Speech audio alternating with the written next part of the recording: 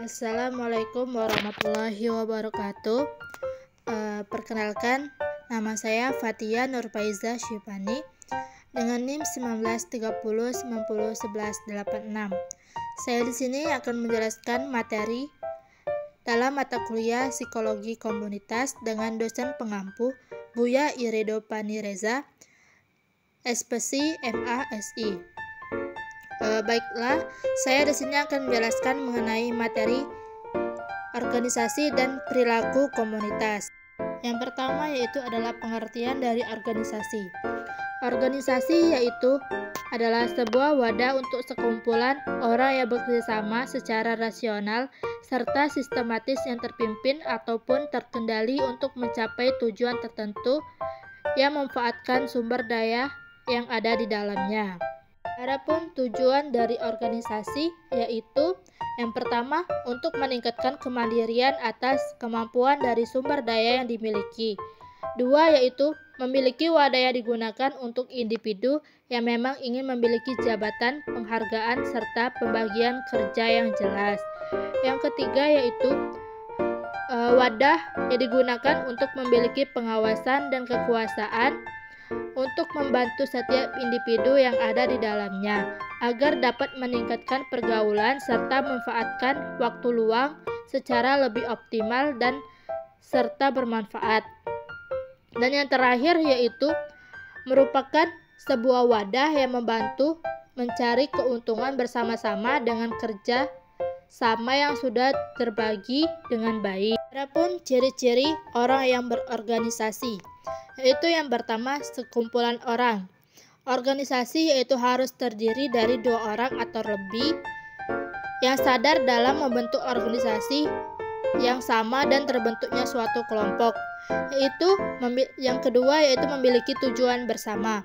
Organisasi harus memiliki tujuan yang utama yang berusaha diraih oleh tiap-tiap anggota organisasi.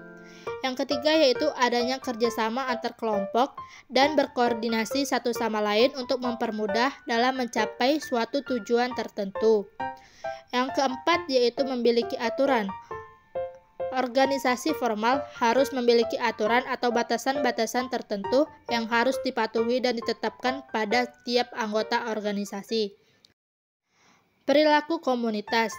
Perilaku komunitas adalah suatu bidang studi yang di dalamnya mempelajari tentang bagaimana seseorang atau individu bisa bergerak dan berperilaku sesuai dengan organisasi.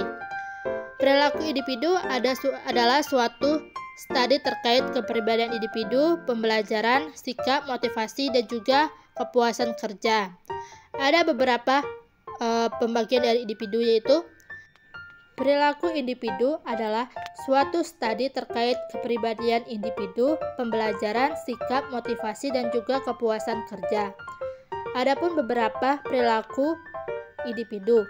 Yang pertama yaitu perilaku antara individu, yakni suatu studi yang dilakukan dengan adanya komunikasi antara setiap karyawan di antara mereka sendiri dan bawahan mereka. Memahami kualitas dari kepemimpinan orang, dinamika kelompok, serta konflik yang terjadi pada kelompok, kekuasaan, dan juga politik. Yang kedua yaitu ada perilaku kelompok.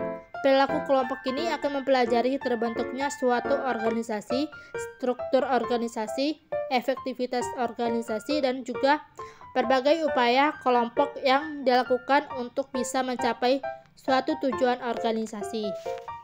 Mungkin itu saja penjelasan materi mengenai organisasi dan perilaku komunitas. Mohon maaf apabila ada perkataan yang salah, dan kepada Allah saya mohon ampun. Wallahu muwaffiq ila aqwamit thoriq. Zikir, fikir, dan amal soleh.